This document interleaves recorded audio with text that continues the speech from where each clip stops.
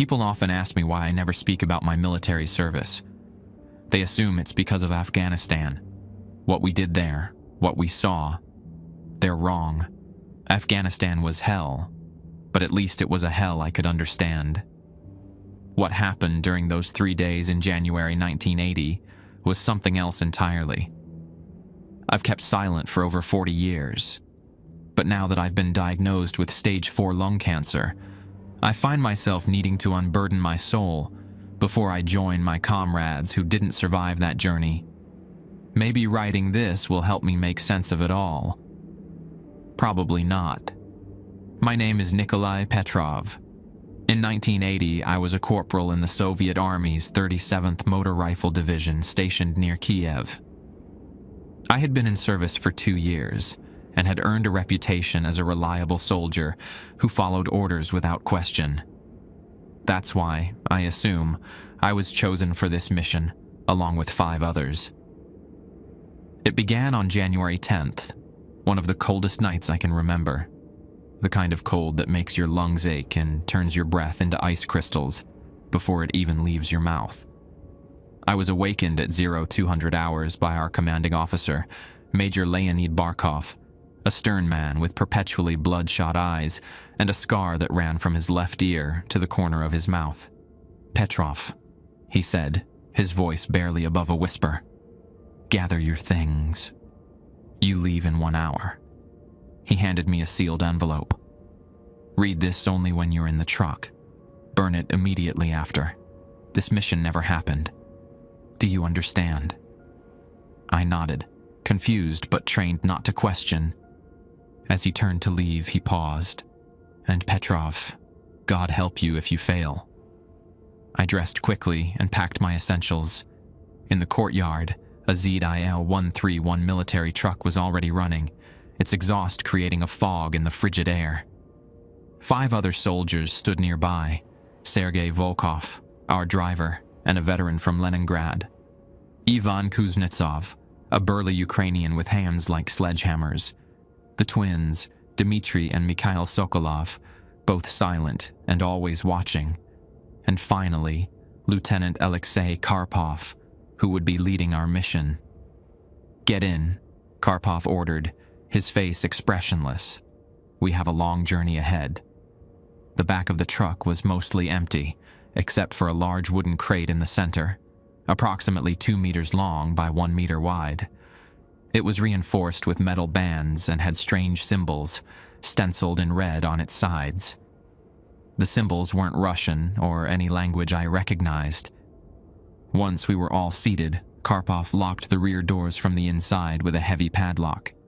He checked his watch. "Open your orders," he said. I broke the seal on my envelope and unfolded the single sheet inside. The orders were brief and terrifying. Rule number 1, transport sealed crate to Facility 4, 12 kilometers west of Pripyat, Chernobyl.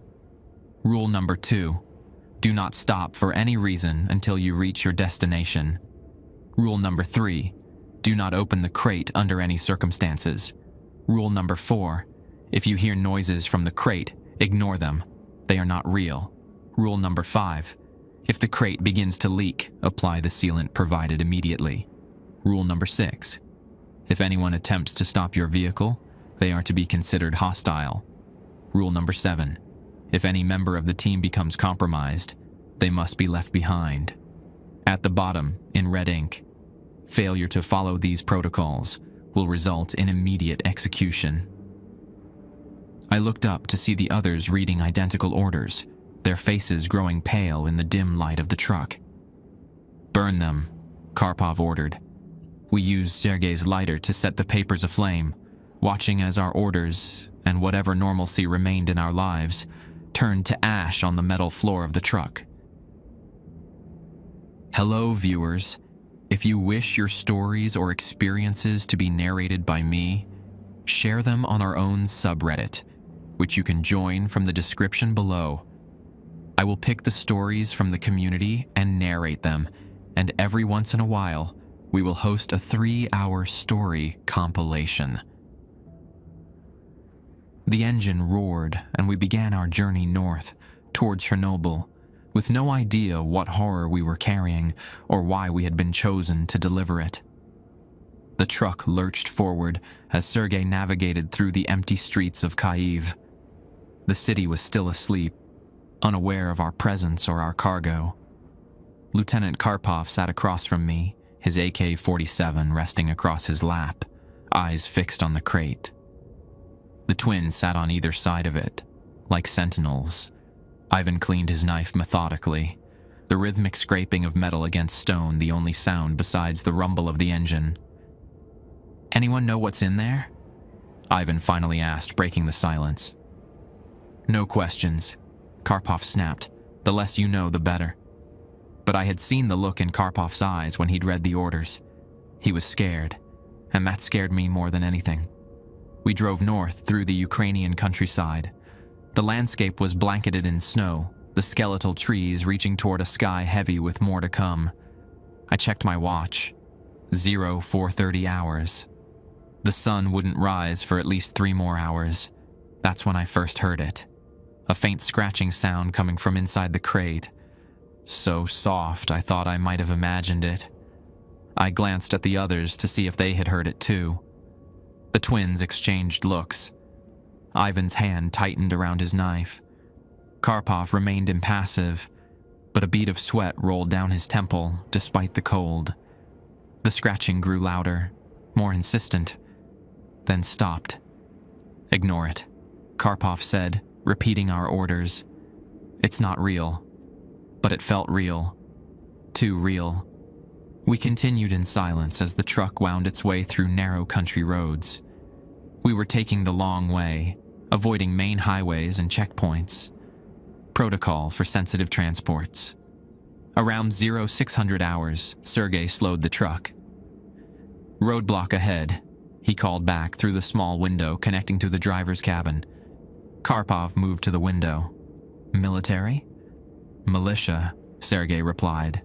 3 men, 1 car. Karpov turned to us. "Remember the orders. Anyone who tries to stop us is hostile." My stomach nodded. These were likely just local police doing their job, but our orders were clear. Karpov handed each of us a small canister. "Put on your masks and be ready." I recognized the canisters.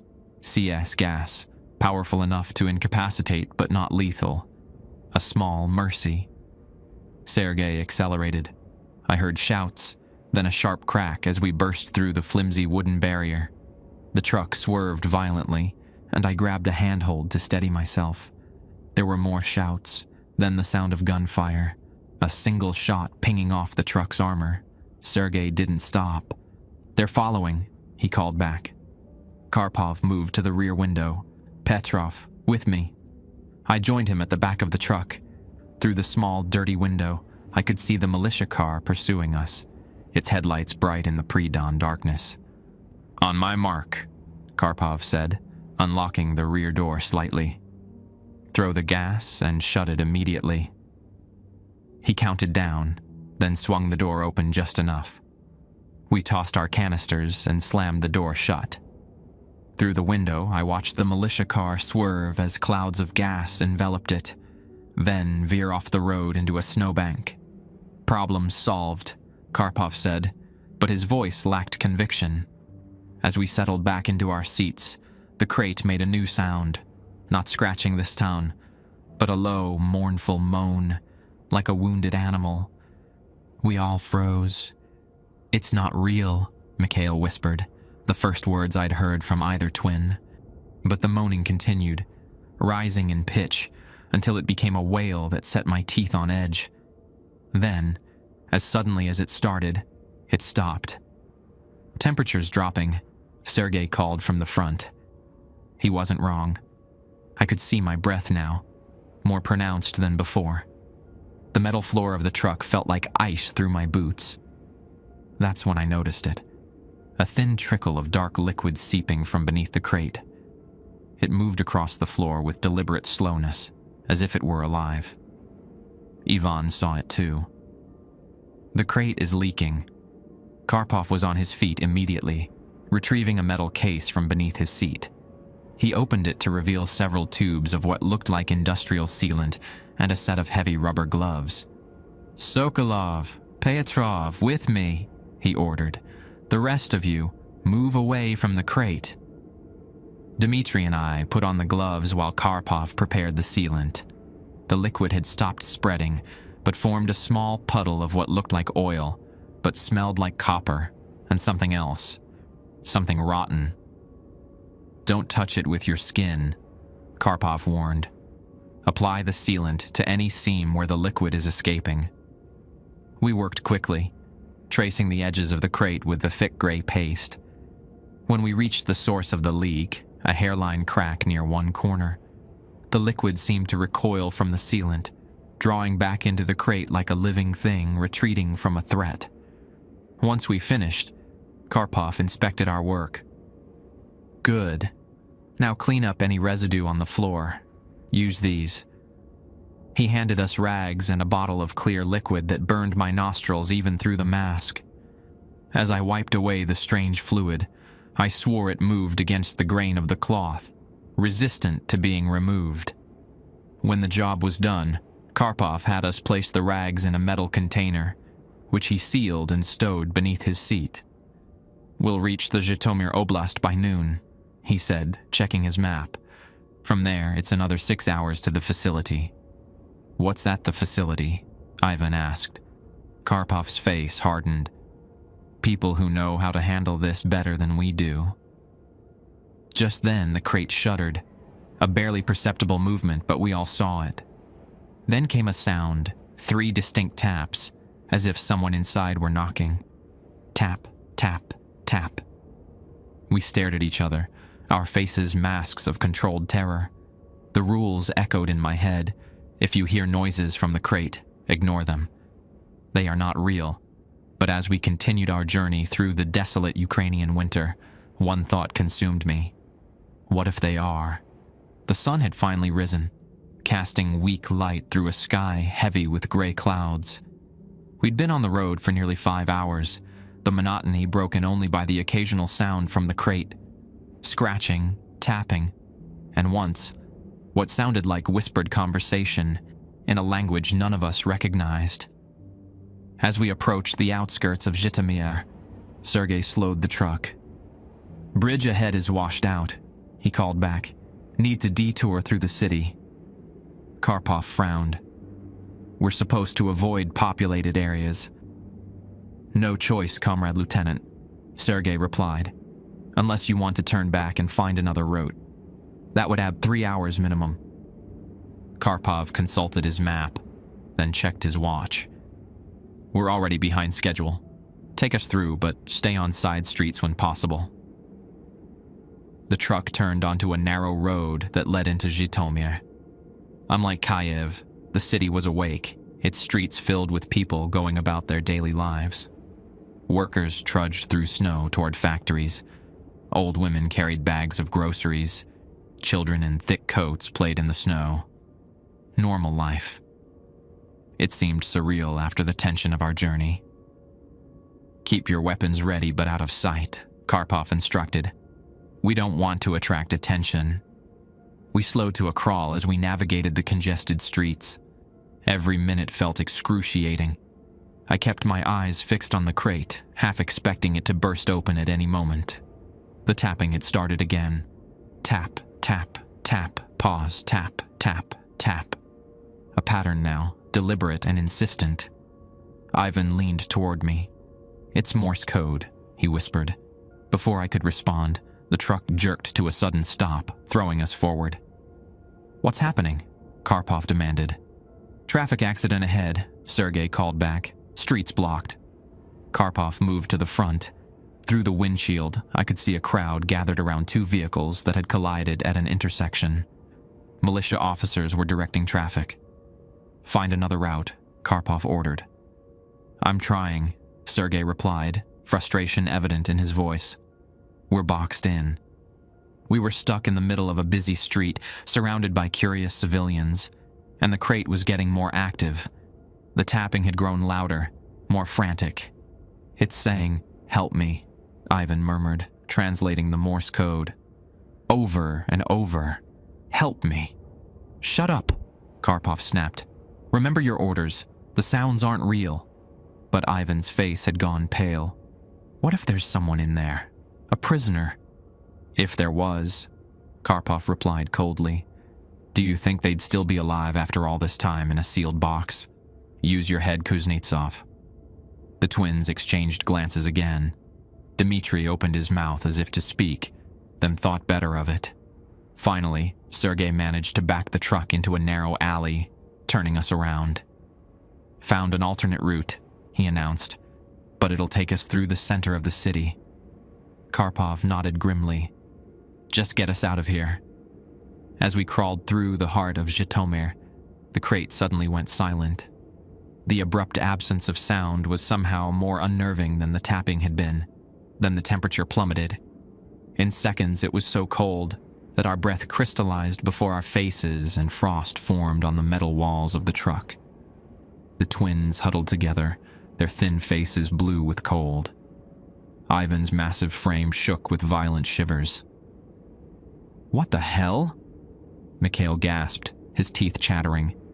A thin layer of ice was spreading across the floor from beneath the crate, crackling as it expanded. The metal bands securing the crate began to strain against the wood, which was now coated in a layer of frost. "The sealant!" Karpov ordered, his voice tight with controlled panic. "Now!" We rushed to apply more sealant to the crate's seams. The substance struggled to adhere to the frozen wood, but we managed to force it into the cracks. As we worked, I noticed something strange. Small symbols were appearing in the frost on the crate's surface, forming and dissolving like breathing. "Done," I reported, my fingers numb despite the gloves. Karpov nodded but kept his eyes on the crate. "Everyone back to your positions." Slowly, the temperature began to normalize. The ice receded, melting into puddles on the truck's floor.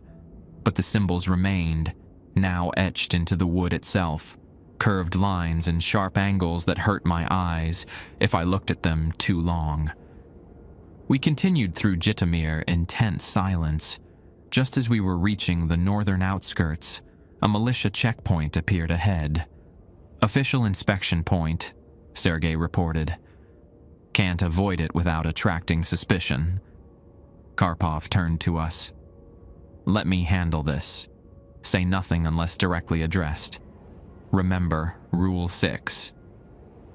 The truck stopped at the checkpoint. A militia officer approached the driver's side. Through the small window, I could hear him asking Sergei for papers. "Military transport," Sergei replied, handing over documents. "Priority clearance." The officer examined the papers, then walked around to the back of the truck. There was a sharp knock on the rear doors. Karpov gestured for us to be still, then opened the door slightly, positioning himself to block any view of the crate. "Good morning, Comrade Lieutenant," the officer said, trying to peer around Karpov. "Routine inspection. Need to see what you're carrying." "Not possible," Karpov replied firmly. "Classified military cargo. Here's our authorization." He handed the officer another document. The man studied it with a frown. "This all seems in order, but regulations still require a visual inspection." "I understand," Karpov said, his voice softening slightly. "But surely you understand the nature of state security. This cargo is sealed for a reason." He lowered his voice. "It's for the nuclear facility. Very sensitive materials." The officer hesitated, then nodded slowly. "Very well, but I need to log the vehicle details." As he moved away to record our information, Ivan leaned toward Karpov. "That was too easy," he whispered.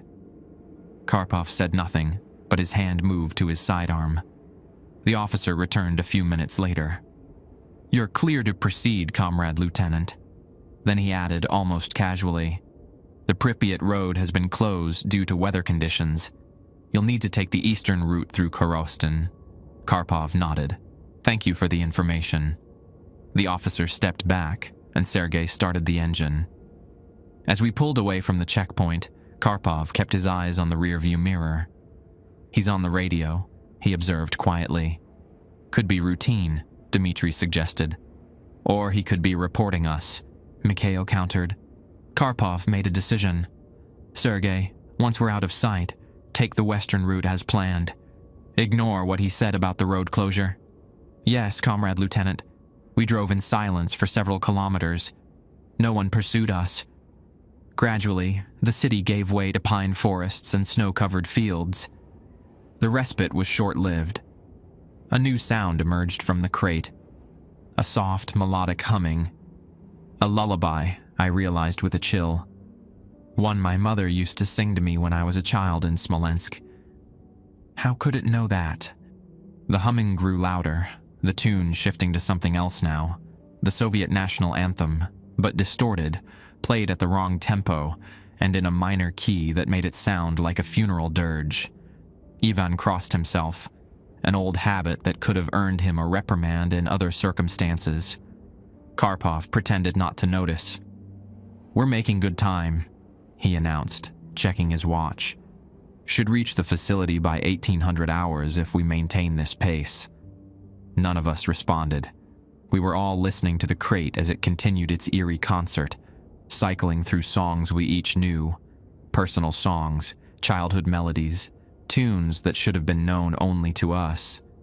Private memories turned into a mocking serenade. Then came a new sound, laughter. A child's laughter, innocent and carefree. It echoed in the confined space of the truck, bouncing off the metal walls until it seemed to come from everywhere at once. My daughter, Sergei whispered from the driver's seat, his voice breaking. That's my Natasha's laugh. The truck swerved suddenly, then stabilized. Keep driving, Karpov ordered sharply. Eyes on the road. But, Sergei began. It's not real, Karpov interrupted. None of it is real. Remember that. But I could see in their eyes that none of them believed it anymore. Whatever was in that crate knew us, knew our fears, our memories, our loves, and it was using them against us. As we continued our journey north toward Chernobyl, the child's laughter faded, replaced by a sound that chilled me to my core. The steady, rhythmic beat of a human heart. The heartbeat continued for nearly an hour, a relentless metronome that seemed to synchronize with our own hearts until I couldn't tell which was mine and which came from the crate. Then, like everything else, it eventually stopped, leaving us in blessed silence. We need fuel, Sergei announced as we passed a weathered sign that read, Korostin, 15 kilometers. Tanks below quarter. Karpov checked his map. There's a military depot in Korostin. We'll refuel there. With respect, Comrade Lieutenant, Sergei replied. I don't think we can make it that far. Been burning more fuel than normal in this cold. Karpov considered this. Alternatives? There's a village about 3 kilometers ahead, Radcha. Small place, but should have a fuel depot for agricultural vehicles. Karpov didn't like it, I could tell, but he nodded. Make it quick. As we approached Radcha, something felt wrong. The village came into view, a cluster of modest wooden houses and a few larger buildings, including what looked like a community center with the requisite Lenin statue out front. But there were no lights, no smoke from chimneys, no sign of life despite the time of day. Where is everyone? Mikhail murmured. Sergei slowed the truck as we entered the main street. Looks abandoned.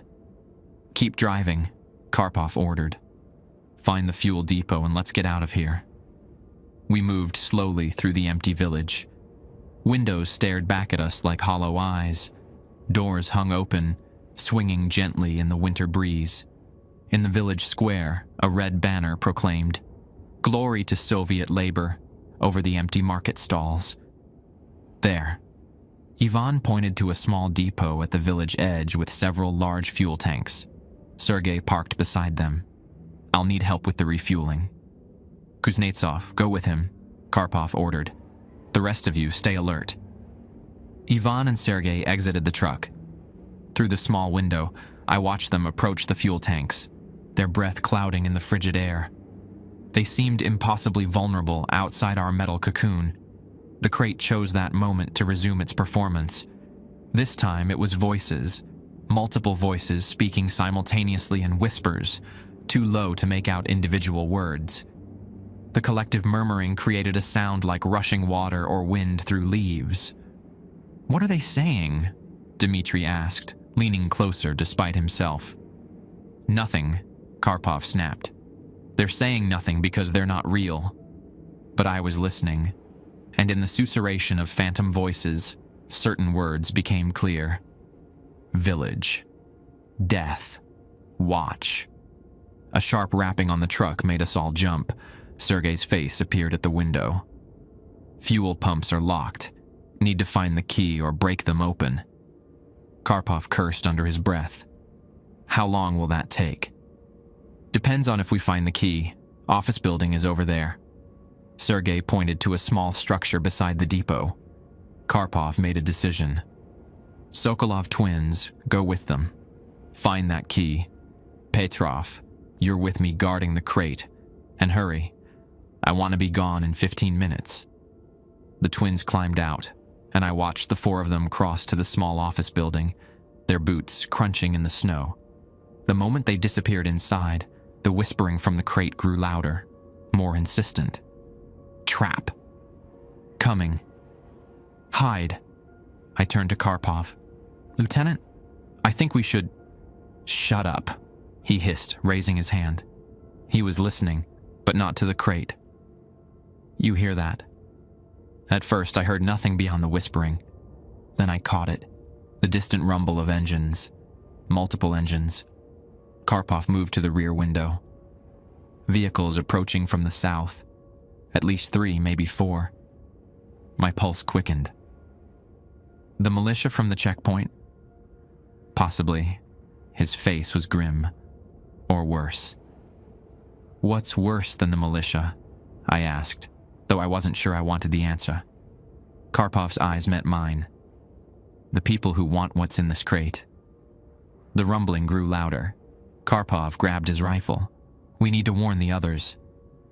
Before he could move, the office door burst open, and Sergei sprinted toward us, the twins and even close behind. "Got it," Sergei shouted, holding up a key. Then he heard the engines. "What's that?" "Trouble," Karpov replied as they climbed back into the truck. "How fast can you fuel up?" 5 minutes, minimum, Sergei estimated. "We don't have 5 minutes. Start the truck." Karpov's voice was ice. "But the fuel—" "Now, comrade." Sergei jumped into the driver's seat and turned the key. The engine coughed, sputtered, then died. He tried again with the same result. "What's happening?" Karpov demanded. "Don't know," Sergei replied, panic edging into his voice. "It was fine earlier." The rumble of approaching vehicles was much closer now. Karpov made a tactical assessment. "Everyone out. We'll take defensive positions. Petrov, Dmitri, bring the sealant kit." "What about the crate?" Ivan asked. "Leave it. We'll protect it from outside." We grabbed our weapons and equipment and exited the truck, taking cover behind the fuel tanks and empty barrels. Just in time. 3 UAZ 469 military jeeps rounded the corner, followed by a larger ZIL truck similar to our own. They weren't militia.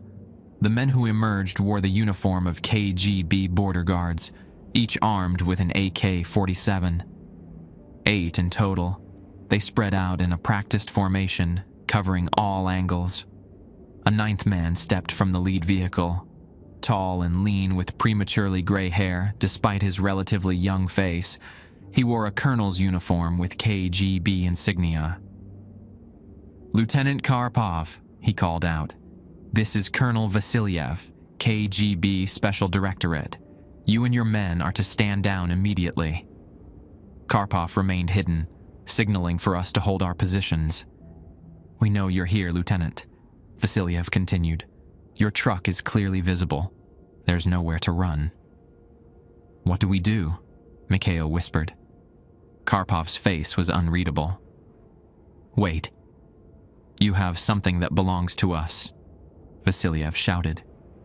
something that should never have been given to regular army personnel, a mistake we're here to correct. One of the KGB men began moving toward our truck. "Last warning," Karpov muttered, then raised his voice. "That's far enough, Colonel. We have orders to deliver this cargo to Facility 4. Anyone who interferes is to be considered hostile." Vasilyev smiled. It never reached his eyes. "Admirable dedication, Lieutenant. But your orders have been countermanded. The cargo is to be redirected to Moscow immediately. Stand down, and there will be no consequences for you or your men." "He's lying," Ivan whispered. "They'll shoot us all." I believed him. The KGB didn't leave loose ends, especially not with whatever classified operation this was. "Show me the new orders," Karpov demanded. "Come out and I'll show you," Vasilyev replied. Stalemate. Then, from inside our truck came a new sound, a high-pitched keening that set my teeth on edge. It grew in intensity until the windows of the truck began to vibrate. Several of the KGB men covered their ears, their faces contorted in pain. "Secure the crate now," Vasilyev shouted, all pretense of negotiation gone. His men rushed toward our truck. Karpov gave the order. "Fire!" What followed was chaos. Gunfire erupted from both sides. I ducked behind a fuel tank, returning fire when I could. Beside me, Dmitri took a bullet to the shoulder, crying out in pain. His twin pulled him to safety behind a concrete barrier.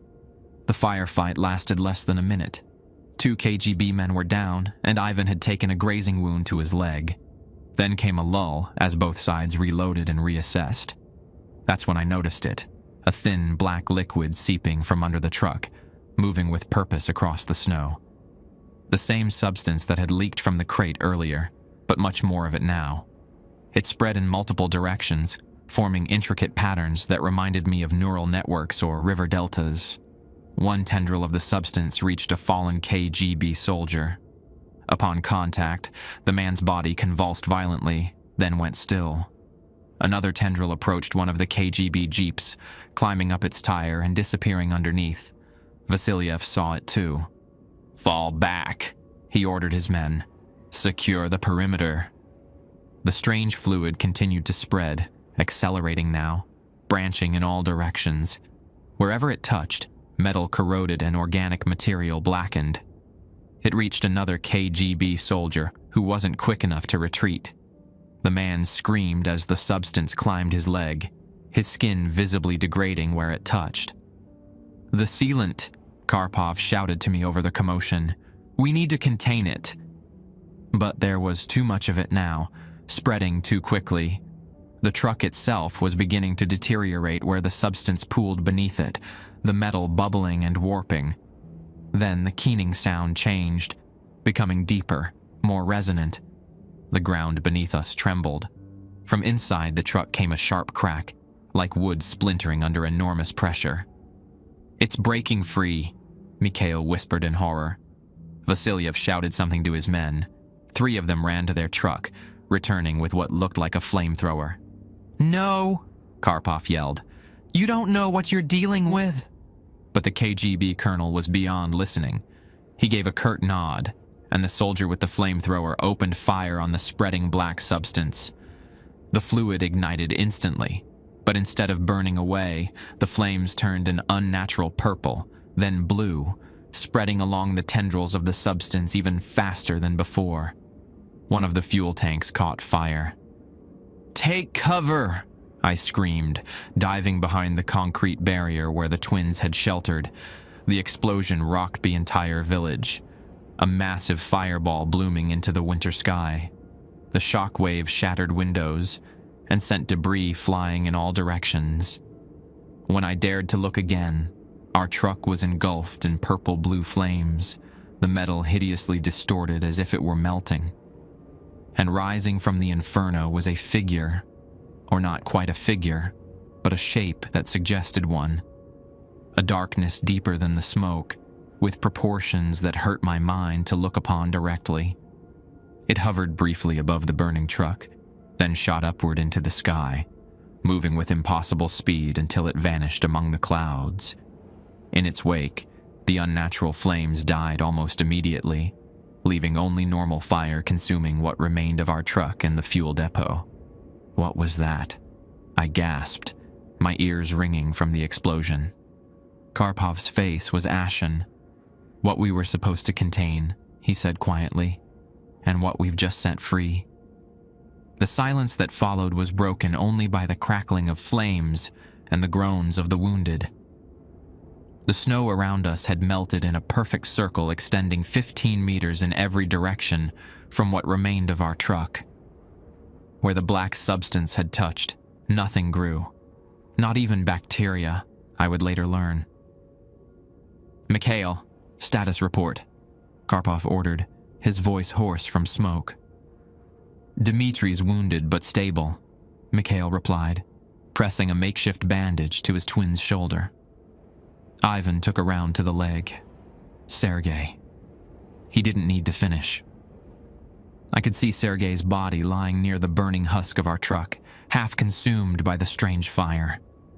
He'd been closest to the explosion. "And the KGB?" Karpov asked. I scanned the area. 3 confirmed dead. Don't see Vasilyev or the others. As if summoned by his name, Vasilyev's voice cut through the crackling flames. "Lieutenant Karpov, come out now or I execute your men one by one." We peered over our cover to see the KGB colonel standing by his intact jeep. He had Mikhail's AK-47 pointed at the back of his head. 2 of his remaining men covered us with their weapons. Karpov's face hardened. "You have no idea what you've done, Colonel." "What I've done?" Vasilyev laughed, a harsh, brittle sound. "It was your incompetence that allowed the asset to escape. Now come out, or I'll put a bullet in this man's skull." Karpov calculated his options, then slowly stood, hands raised. "Let my men go, Colonel." They were following my orders. I grabbed his sleeve.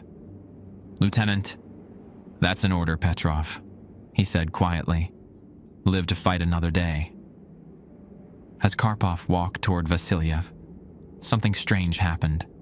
The air around the KGB colonel began to waver, like heat rising from pavement on a summer day. But this was different, more localized, more deliberate. Vasilyev didn't notice, his attention fixed on Karpov. But his men did, their eyes widening as they looked at something just behind their commander. "Sir," one of them began, his voice shaking. "Silence!" Vasilyev snapped, never taking his eyes off Karpov.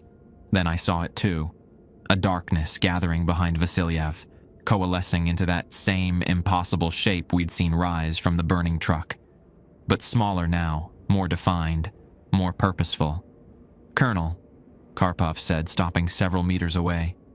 "You need to listen carefully. What we were transporting. I know exactly what you were transporting." Vasilyev interrupted. "An asset recovered from the Tunguska site last year. A biological weapon of immense potential."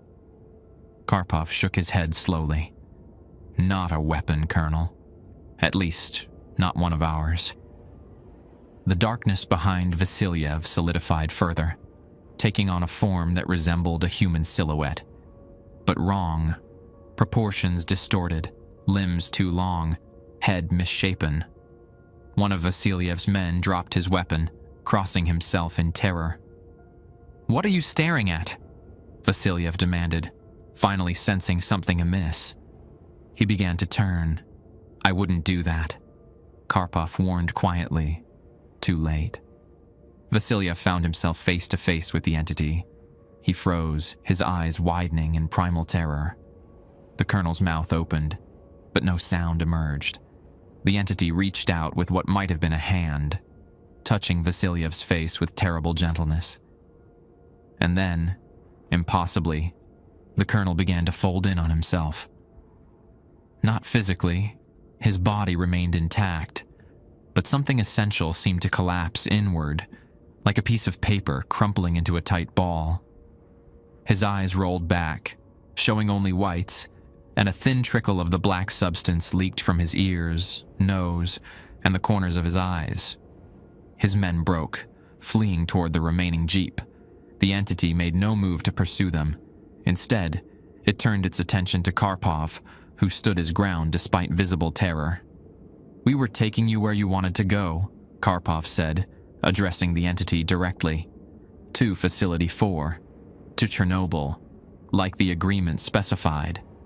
The entity tilted what passed for its head, as if considering Karpov's words. Then it spoke, not aloud, but directly into our minds. The sensation was like ice water being poured into my skull, freezing every thought it touched. The vessel was damaged, insufficient. Karpov winced but maintained eye contact with the thing. "We can find you another. Let us help you reach your destination." "You were never meant to survive the journey." The entity drifted closer to Karpov. I could see him trembling with the effort to stand his ground. "Lieutenant," I called out, unsure what I intended to do, but knowing I couldn't just watch. The entity's attention swiveled to me, and the full force of its presence hit like a physical blow. I fell to my knees, blood trickling from my nose as images flooded my mind, stars wheeling in unfamiliar configurations, vast structures on barren worlds, beings of light and darkness engaged in a war that had raged since before Earth existed. Witness. With that single word, I understood what the entity was. Not a weapon, but a messenger. An envoy from something vast and ancient that had been watching humanity for millennia, waiting for us to reach a certain threshold. And now, with our growing nuclear capabilities, we had finally attracted its full attention. The entity returned its focus to Karpov. "You will still serve." Karpov's body went rigid. The black substance began to seep from the ground around him, climbing his boots, his legs, his torso, until he was completely encased. For a moment, the lieutenant's eyes met mine, filled with terror and resignation. Then the substance contracted violently, and where Karpov had stood was only a perfect sphere of the black material, hovering a meter above the ground. The sphere rose, joining the entity. Together they ascended into the gray winter sky, until they were lost from view. I don't know how long I knelt there, bleeding from my nose and ears, before Ivan's voice cut through my stupor. "Petrov! The jeep!" The KGB men had started their vehicle and were speeding away. Our only means of escape was disappearing. Despite my dizziness, I staggered to my feet. Ivan was already moving, dragging his wounded leg toward the road. Mikhail followed, supporting his brother. "We'll never catch them on foot," Mikhail said, despair in his voice. "We don't need to," I replied, pointing to the other side of the village where the second KGB jeep sat abandoned, its driver among the dead. We made our way to the vehicle. The keys were still in the ignition. "Can you drive with that leg?" I asked Ivan. He nodded grimly. "Don't have much choice, do I?" We helped Dmitri into the back seat, his face pale from blood loss. Mikhail sat with him, applying pressure to his wound. I took the passenger seat as Ivan started the engine. "Where do we go?" he asked. "Back to base?" I considered our options. Going back meant facing questions we couldn't answer, possibly court-martial or worse. The mission was compromised, our cargo lost, our commanding officer gone. But I also knew we couldn't just run. Not with what I'd seen in those visions. Not with what was still out there. "Chernobyl," I said finally. "We go to Facility 4. "Are you insane?" Mikhail protested. "After what just happened?" "You didn't see what I saw," I replied, my voice steady despite the lingering pain in my head. "Whatever that thing is, it's going to Chernobyl for a reason. And I think that reason involves a lot of people dying." Ivan studied my face, then nodded. "Chernobyl it is." As we drove away from the burning remains of Radshaw, I couldn't shake the feeling that we were now part of something much larger and more terrible than we could comprehend. The rules of our mission had changed. Now we had just one: stop what was coming, or die trying. The first snowflakes of a new storm began to fall as we headed north toward Chernobyl, toward whatever fate awaited us there. The storm intensified as we drove north, fat snowflakes reducing visibility to mere meters. Ivan hunched over the steering wheel, his knuckles white with tension. The headlights illuminated a swirling white void ahead, the road barely visible. We moved at a crawl, the windshield wipers fighting a losing battle against the accumulating snow. In the back seat, Dimitri's condition worsened. His breathing had become shallow, his skin clammy and gray. "He needs a doctor," Mikhail said, the worry evident in his voice. "Next village," Ivan promised, though we all knew a rural Ukrainian clinic would have little to offer for a gunshot wound. The visions the entity had forced into my mind continued to surface in fragments, glimpses of vast, impossible architectures, beings of pure energy locked in combat across the void of space, a shadow falling across Earth, darkening Moscow, Kyiv, New York, Beijing. And at the center of it all, a pulsing core of power that I somehow knew was located beneath the Chernobyl nuclear plant. "There's something there," I said aloud. "Something buried under Reactor 4. Something that's been there for, I don't know, maybe thousands of years." "What are you talking about?" Mikhail demanded. "The entity showed me. It's going to Chernobyl because there's something it wants there. Something important." Ivan glanced at me. "You believe what that thing put in your head?" "I don't have a choice," I replied. "You didn't see what I saw." The road curved around a dense pine forest, then opened to reveal a small collection of buildings huddled against the storm. A village smaller than Racha, barely a hamlet. "There," Ivan said, pointing to a building with a faded red cross painted on its side. He parked directly in front of the clinic. Together we carried Dmitri inside. The building was dimly lit, heated by a wood stove that radiated blessed warmth after the freezing jeep. An elderly doctor looked up from his desk, startled by our sudden entrance.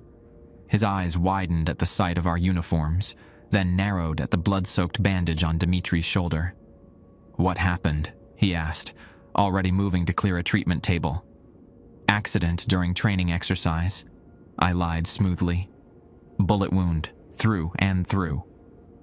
The doctor gave me a look that said he didn't believe me, but wouldn't press the issue. "Put him here." We laid Dmitri on the table. The doctor cut away his uniform to reveal the wound, angry and red, but clean. "Lucky," he pronounced. "Missed the major vessels." He turned to a cabinet withdrawing supplies. "I can clean and stitch this, give antibiotics, but he cannot travel for at least 2 days." "We don't have 2 days," I said. The doctor glanced up sharply. "Then he may lose the arm, or worse." Mikhail's face hardened. "I'm staying with my brother." "No," Dimitri's voice was weak but determined. He pushed himself up on his good arm. "The mission. We finish it together." The doctor pushed him back down. "Lie still if you want to live, young man." "Treat him," I told the doctor. "We'll discuss our options." Ivan and I stepped away while the doctor worked, Mikhail hovering close to his twin. "We can't leave them," Ivan said quietly. "We can't take them either," I countered. "Not where we're going." "And where exactly is that?" "You still haven't explained what you think is happening." I struggled to organize the chaotic images in my head. There's a facility beneath Chernobyl, not ours, not human at all. It's been there for thousands of years, dormant, and now something's woken it up, or is trying to. Ivan looked skeptical, and you know this because the entity showed me. It's a messenger, sent to activate the facility. And what happens after that? I shuddered, remembering the shadow falling across the planet. Nothing good. So, we're going to stop it? Just the two of us? We have to try. There's a KGB special unit at Facility 4 that deals with these anomalies. If we can reach them, warn them. Ivan studied my face.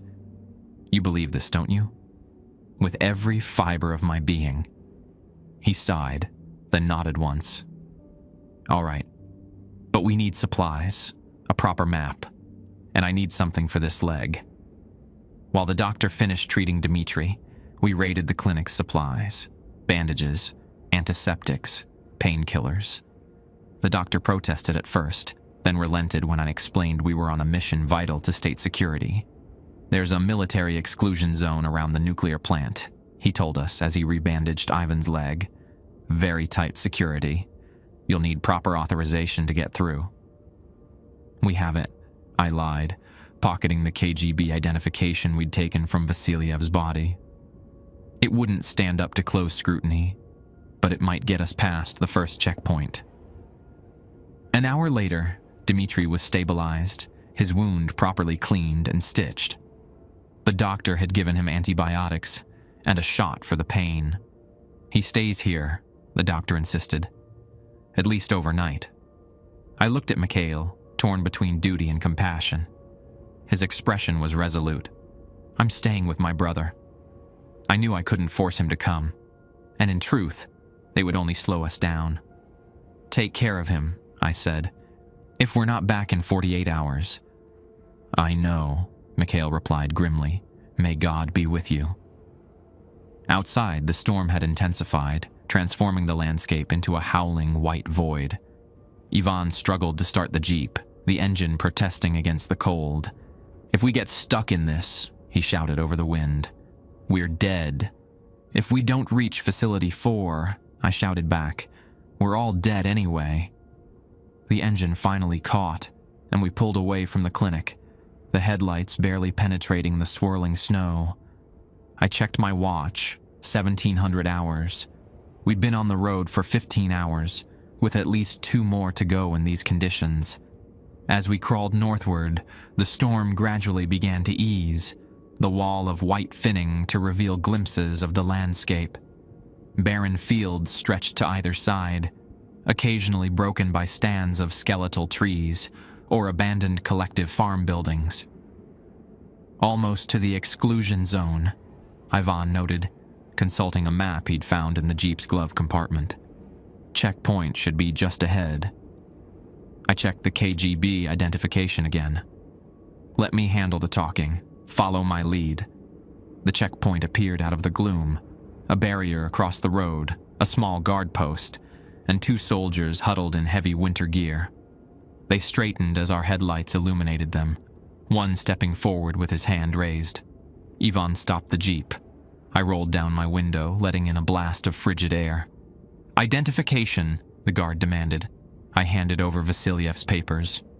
Colonel Vasilyev, KGB Special Directorate. We're expected at Facility 4. The guard examined the papers, then studied my face. You're not Vasilyev. My heart sank. No, I'm his adjutant, Petrov. The colonel sent us ahead while he deals with a situation in Radcha. The guard's eyes narrowed. What situation? Classified. You can radio your superiors if you like, but I should warn you that interfering with a priority black operation carries severe consequences. The bluff was a gamble. I had no idea if priority black was even a real designation, but it sounded appropriately ominous. The guard hesitated, clearly weighing his options. Finally, he handed back the papers. I'll need to call this in. Of course, I agreed, affecting an air of impatience. But be quick about it. We're already behind schedule. The guard retreated to his post. Through the window, I could see him speaking into a radio, occasionally glancing our way.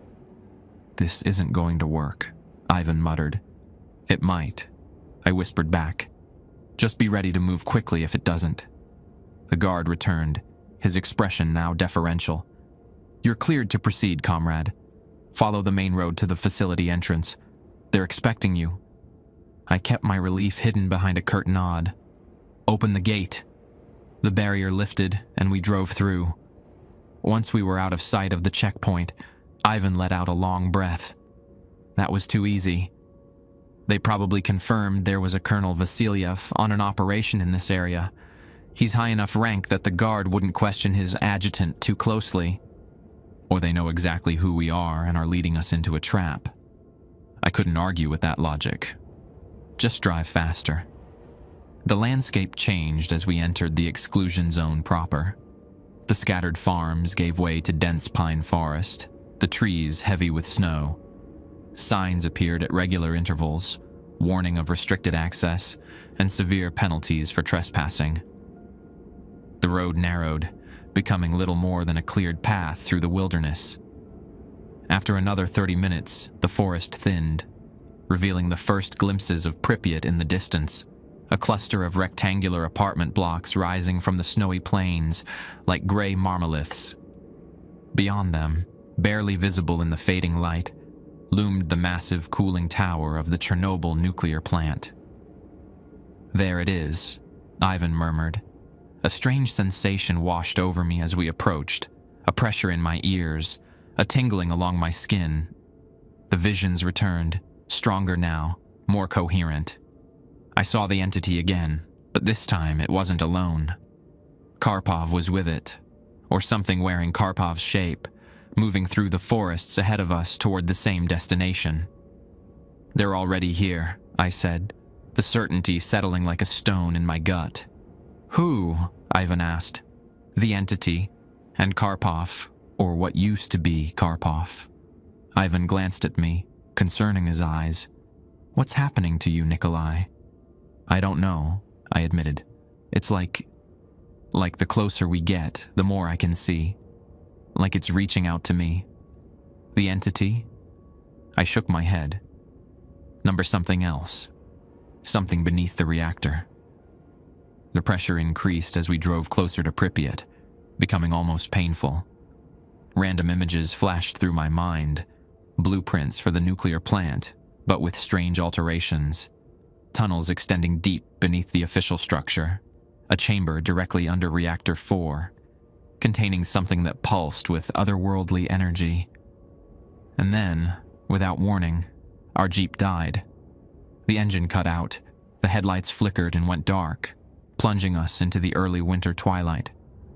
"What now?" Ivan demanded, trying in vain to restart the vehicle. I stepped out of the Jeep, my boots crunching in the fresh snow. The air was utterly still, the silence absolute. No wind, no distant sounds of the facility, nothing. Just vast, oppressive silence. Above us, the clouds had parted, revealing a sky painted in deepening shades of purple and crimson. But something was wrong with the stars just beginning to appear. They seemed to shimmer and shift, their patterns unfamiliar, as if we were looking at a different sky altogether. "Ivan," I said quietly. "Look up." He joined me, his breath catching as he observed the same phenomenon. "What is that?" Before I could answer, a low humming began. Not from any direction I could identify, but seeming to emanate from the ground beneath our feet, from the air around us, from within our own bodies. The sound grew in intensity, vibrating through my bones, my teeth, my skull. Then came a light, a sharp, blue-white beam shooting straight up from the direction of the nuclear plant, piercing the strange sky. The beam widened, brightened, until it was painful to look at directly. "It's starting," I whispered. "God help us all, it's starting." The humming changed pitch, becoming a wailing siren that seemed to call to something beyond the stars. And in that moment, I knew with absolute certainty what was happening. "They're opening a door," I said, my voice strange even to my own ears. "And we're the only ones left who can close it." We abandoned the dead Jeep and proceeded on foot toward the pulsing blue light. The snow was knee-deep in places, hampering our progress. Ivan struggled with his wounded leg, but refused my offers of support. The cold was brutal, seeping through our uniforms despite the layers beneath. "What's the plan when we get there?" Ivan asked, his breath forming clouds in the frigid air. I had no answer. The visions provided glimpses of what was happening, but no clear path to stopping it. We find whoever's in charge of Facility 4, tell them what we know.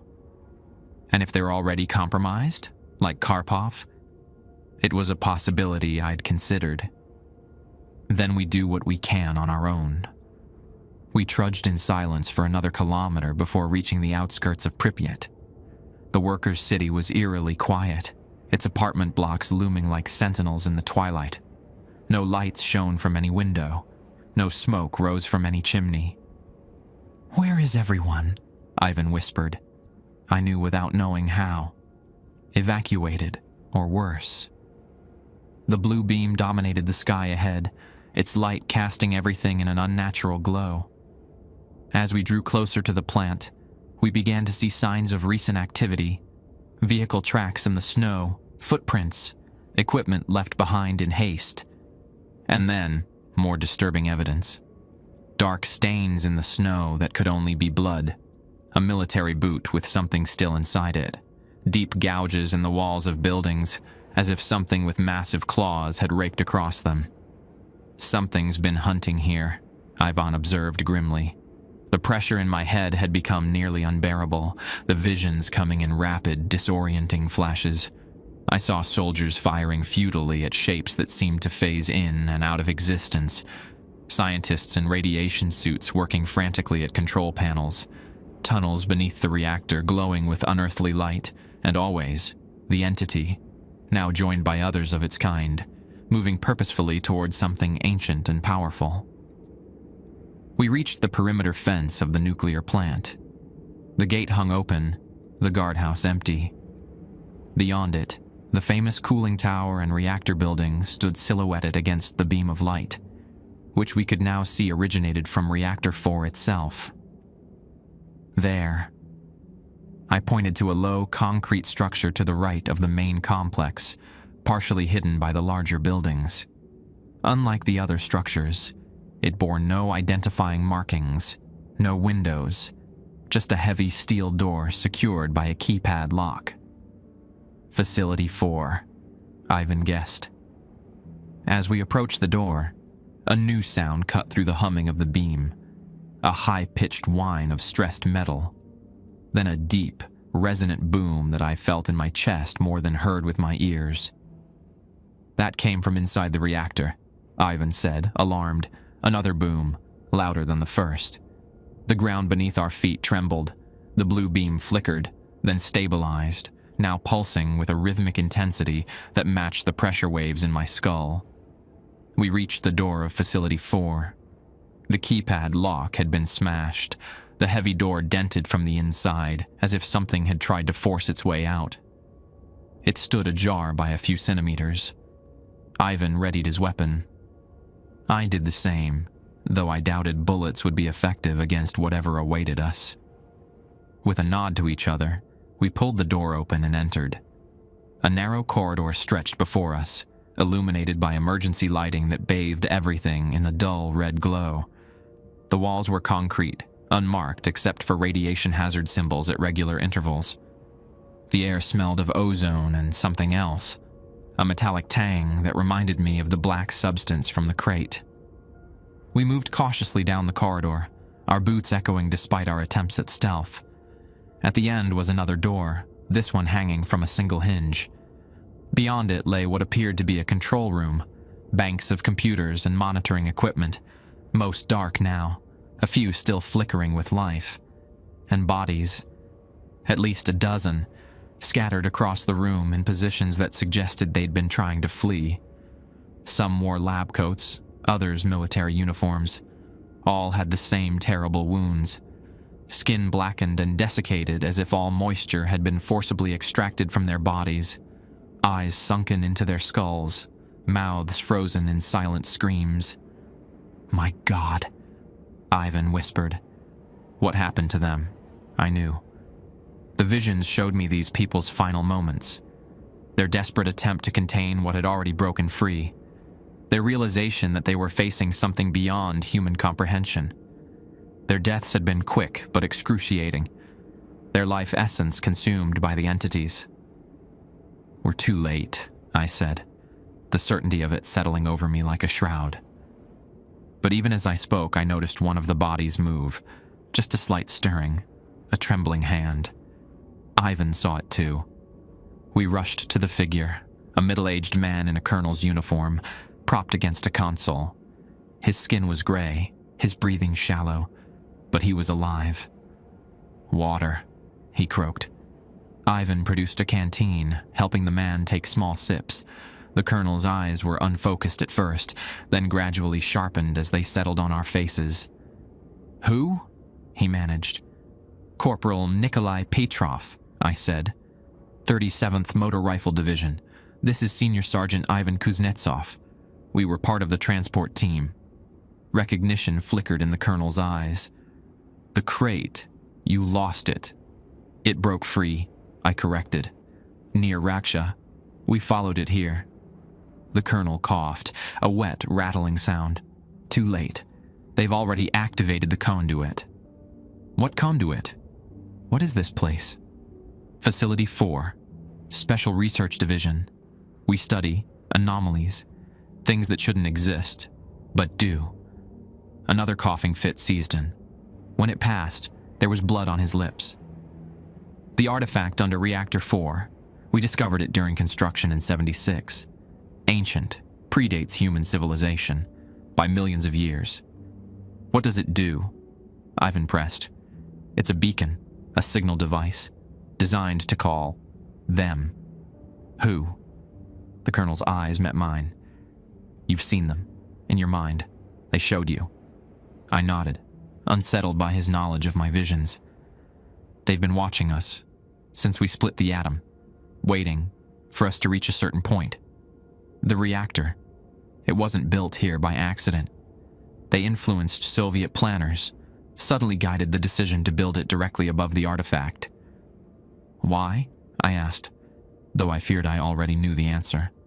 "Power, the reactor. Its energy signature activates the artifact, creates a doorway." "A doorway to where?" The colonel's face contorted in pain. "To them, their world. They're coming to claim what they believe is theirs." Another tremor shook the facility, stronger than before. Dust and small chunks of concrete rained down from the ceiling. "How do we stop it?" I demanded. The colonel's laugh was bitter, ending in another bloody cough. "You can't. We tried. Tried everything. Explosives, radiation, even an electromagnetic pulse generator. Nothing affected the artifact. It's impervious." "There has to be a way," Ivan insisted. The colonel's eyes were growing dim, his breathing more labored. "There is one possibility. The reactor itself, if it were to catastrophically fail." "A meltdown?" I asked, horrified. "You're suggesting we cause a nuclear meltdown?" "Theoretically, the right kind of meltdown would generate a unique energy signature. Might disrupt the conduit, collapse the doorway." His voice was barely audible now. "In the safe emergency protocols, code is 71942 double quote." He gestured weakly toward a wall, safe, partially hidden behind a fallen cabinet. Then his eyes fixed on something beyond us, widening in terror. "They're here," he whispered. We spun around to see a figure standing in the doorway, Lieutenant Karpov, or what had once been him. His body stood unnaturally still, eyes completely black, skin waxy and pale. When he spoke, his voice was layered with others, creating a discordant chorus that hurt my ears. "You cannot stop what has begun." Behind me, the colonel gasped his final breath. Ivan raised his rifle, but I put a hand on his arm. "Don't. It won't help." The thing that had been Karpov tilted its head, studying us with those bottomless black eyes. "Why have you followed?" "Your function was complete." "We were supposed to deliver the crate," I said, forcing myself to meet its gaze. "To Facility 4. That was our mission." "Your mission was to die. All witnesses must be eliminated." Another tremor shook the building, more violent than the last.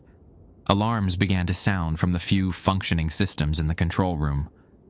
You will witness the arrival, the Karpov thing continued.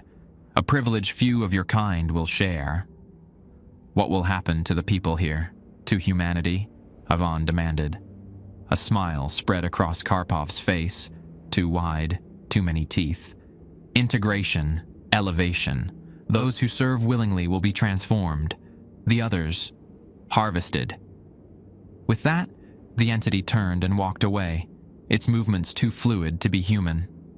The safe, I reminded Ivan, once we were alone. We moved the fallen cabinet and found the wall safe. I entered the code the colonel had given us, 71942. The lock disengaged with a soft click. Inside was a single folder marked Protocol Omega and a key card. I opened the folder, scanning its contents quickly. The emergency protocol was exactly what the colonel had described. A procedure to induce a specific type of reactor failure that would generate an energy pulse capable of disrupting the artifact's conduit. This is insane, Ivan said, reading over my shoulder. We'd be irradiating half of Ukraine. Thousands would die. Millions will die if we don't, I countered. You heard what it said. Harvested. Another violent tremor, the longest yet. Through the door, we could see the blue beam intensifying, now so bright it illuminated the entire facility like midday. We need to get to the main reactor control room, I said, studying the facility map included in the folder.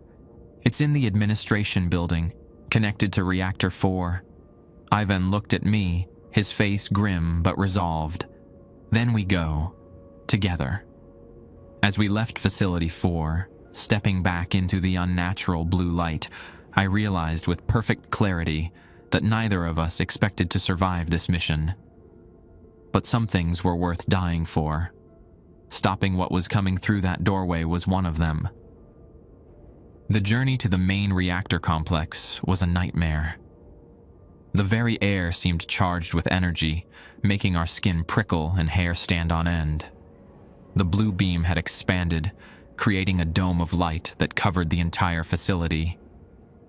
Within this dome, reality itself seemed to waver and distort. Shadows moved independently of their owners. Objects appeared to be in two places at once. Time felt stretched and compressed simultaneously. Do you feel that? Ivan asked as we approached the administration building. Like we're being watched from every direction. I felt it. Eyes that weren't eyes, observing us from dimensions we couldn't perceive. The pressure in my head had become a constant, throbbing pain. The visions now so frequent they blended with reality. The administration building's entrance was unguarded, its doors hanging open. Inside, emergency lighting cast long shadows across empty corridors. The place had been evacuated in haste. Chairs overturned, papers scattered. A single shoe lying in the middle of a hallway. We followed the signs to the reactor control room, guided by the map from the folder. Along the way, we encountered more evidence of violence. Blood smears on walls, bullet holes, deep gouges in the metal doors. But no bodies. Whatever had attacked here had taken the victims. The control room was on the 3rd floor, connected to Reactor 4 by an enclosed bridge. As we climbed the stairs, another tremor rocked the building, the most violent yet. The structure groaned under the stress, pipes bursting in the walls, ceiling tiles crashing down around us. It's accelerating, I said, knowing it with certainty. The doorway is almost fully open. We reached the control room to find it in disarray but intact. Unlike Facility 4, there were no bodies here. Just abandoned workstations and monitoring equipment, still actively displaying readings from the reactor. The wall of windows facing the reactor building provided a clear view of the source of the blue beam. A circular opening in the roof directly above the reactor core, the light shooting upward with blinding intensity. Now what? Ivan asked, gesturing to the bewildering array of controls. I consulted the protocol document from the safe. It outlined a precise sequence of actions meant to trigger a specific type of failure in the reactor's cooling system. This wasn't a simple meltdown, but a carefully calculated disruption that would create an electromagnetic pulse of particular frequency, one that might destabilize the artifact and collapse the doorway. "We need to access the primary cooling control systems," I said, searching the consoles. "Then override the safety protocols and initiate a controlled power surge." Ivan looked over the document. "This says we need authorization codes from the chief engineer. The colonel's keycard should override that requirement." I inserted the card into a slot on the main console. The screen flashed, then prompted for a secondary authentication code. "Damn it," I muttered. "We need another code." Ivan was already searching the room, rifling through drawers and checking the pockets of abandoned lab coats. Nothing here. Another tremor, stronger than the last. Through the windows, we could see the blue beam fluctuating, expanding and contracting in a rhythm that matched the tremors. Each pulse sent waves of dizziness washing over me. "There!" Ivan pointed to a small office adjoining the control room. "Chief Engineer" was stenciled on the door. The office was locked, but a few well-placed kicks from Ivan's heavy boot splintered the frame. Inside, we found a desk with a nameplate reading Valery Legasov, Chief Engineer. The contents had been hastily cleared, but taped to the underside of a drawer, we discovered a small envelope. Inside was a card with a series of numbers, the authentication codes. They left contingency measures, I realized. They knew this might happen. We returned to the main console. I entered the codes, and the system granted access to the cooling controls. Following the protocol document, I began to input the commands that would trigger the specific sequence of failures. "Warning, critical safety override initiated," the computer announced in a mechanical voice. "Reactor destabilization sequence will commence in 10 minutes. Evacuation procedures must be implemented immediately." 10 minutes, Ivan echoed. "Is that enough time for us to get clear?" We both knew the answer. Even if we ran, we wouldn't get far enough to escape the immediate effects of the reactor failure. And that was assuming nothing tried to stop us. "Go," I told him. "Get as far as you can. One of us should survive to tell what happened here." Ivan shook his head. "We finished this together, Nikolai. Besides," he gestured to his wounded leg, "I wouldn't get far." Another violent tremor shook the building, nearly knocking us off our feet. Through the windows, we saw something emerging from the blue beam, a massive shape, indistinct and shifting, like a hole in reality slowly taking form. The sight of it sent waves of primal terror through me. "It's coming through," I whispered. The door to the control room burst open. Karpov stood there, but he wasn't alone. Behind him were others, plant workers, soldiers, scientists, all with the same black eyes and unnatural stillness. Their skin had a translucent quality, as if they were becoming less solid, less human. "Stop what you are doing," the chorus of voices commanded. Ivan raised his rifle, positioning himself between me and the transformed humans. "Finish it, Nikolai." I turned back to the console, racing to complete the final sequence. The possessed humans surged forward. Ivan opened fire, the shots deafeningly loud in the confined space. 2 of the figures fell, but the others kept coming, moving within human speed. One reached Ivan, grabbing his rifle barrel and twisting it aside with impossible strength. Another latched onto his arm, its touch causing Ivan's skin to blacken and wither. He screamed in agony but continued fighting, drawing his knife and plunging it into his attacker's eye. I completed the sequence, hitting the final command to initiate the reactor destabilization. The console locked, a countdown appearing on the screen. 8:47, 8:46, 8:45. "It's done!" I shouted, turning to help Ivan. He was surrounded, 3 of the possessed humans holding him down, while Karpov approached, hand extended. "Run!" Ivan yelled, blood streaming from a gash on his forehead. "Tell the world!" I hesitated, unwilling to abandon my comrade, but Ivan's eyes met mine, his expression resolute. "Go, Nikolai!" That's an order. In that moment, I made a choice I've regretted every day since. I ran, past the struggling figures, through the door, down the corridor toward the stairs. Behind me, Ivan's scream cut off abruptly. I raced down the stairwell, my boots slipping on the metal steps. Above me, I heard doors slamming open, the possessed humans in pursuit. The countdown was at 7:30. I needed to put as much distance as possible between myself and the reactor before detonation. I burst out of the administration building into the unnatural blue twilight. The beam had expanded further, the shape within it more distinct now. A vast, writhing mass of darkness and light intertwined, reaching down toward the reactor building like a hand descending from another world. I ran toward the perimeter fence, each step seeming to take enormous effort, as if the air itself had become viscous.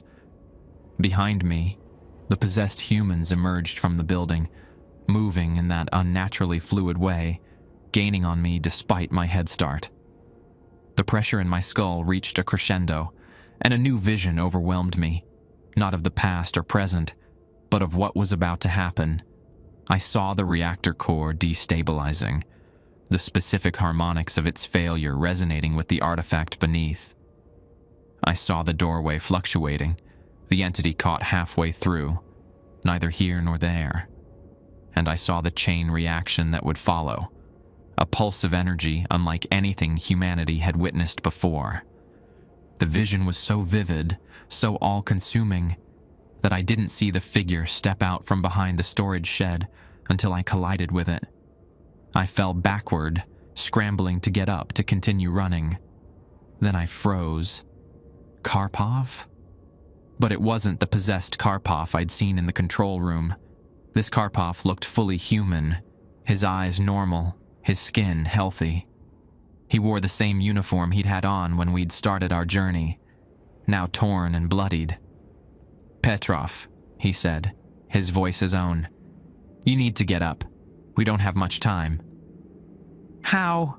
I began, confused. "I saw you. You were one of them." "Not me," he replied, helping me to my feet. "Something wearing my face. A projection, a copy. The real me has been hiding, watching, waiting for my chance to act." I had no time to question his story. The possessed humans were closing in, and the countdown in my head told me we had less than 5 minutes. "We need to run," I said. "Now." Together we sprinted toward the perimeter, the strange atmospheric resistance lessening as we got further from the reactor. Behind us, the blue beam began to pulse erratically, expanding and contracting in violent spasms. The ground shook continuously now, the tremors merging into one constant vibration. We reached the fence as the first visible signs of reactor destabilization appeared, power surges causing lights throughout the complex to flare and die, steam venting from emergency release valves, the ominous sound of metal straining under extreme pressure. "Through here," Karpov said, indicating a section of fence that had been cut open. We slipped through and continued running into the forest beyond. We had barely made it 100 meters when the world behind us exploded in light and sound. The shock wave hit us like a physical blow, lifting us off our feet and hurling us forward. I slammed into a tree, the impact knocking the breath from my lungs and the consciousness from my mind. My last image before blackness took me was of the blue beam collapsing in on itself, the doorway it had created imploding with a silent flash that seared itself into my retinas. And in that final moment, I heard, or perhaps felt, a scream of rage and frustration from the entity that had almost crossed over. A scream that promised this wasn't over, that it would find another way, that it would return. April 26, 1986. I was having breakfast in my small apartment in Minsk when I heard the news. There had been an accident at the Chernobyl nuclear power plant. Reactor 4 had experienced a catastrophic failure. They called it a safety test gone wrong, an operator error, a design flaw. They evacuated Pripyat, established an exclusion zone, sent in liquidators to clean up the radioactive debris. But I knew the truth. I recognized the date immediately, exactly 6 years from the day we had temporarily closed the doorway. I knew this was no accident. I never saw Karpov again after that night. We were separated in the chaos that followed. I spent 3 days wandering delirious through the frozen forests before a military patrol found me. I was debriefed, sworn to secrecy, then quietly discharged from service on medical grounds. The official story was that our transport had been attacked by anti-Soviet partisans. No mention of the crate, the entity, or what happened at Facility 4. The Sokolov twins survived. They were picked up from the village clinic and similarly discharged. Mikhail wrote to me once, years later. Dmitri had never fully recovered from his wound, the arm remaining partially paralyzed. They lived together in Odessa, trying to forget. We never spoke of that January mission. Ivan was listed as killed in action. No body was ever recovered. No surprise there. For 6 years I've lived with the knowledge that we had only bought time, not victory. The entity, or entities, would find another way. The artifact beneath Reactor 4 would eventually be reactivated. The doorway would open again. And now it has happened. I've been watching the news reports carefully. They don't match what I know about nuclear accidents.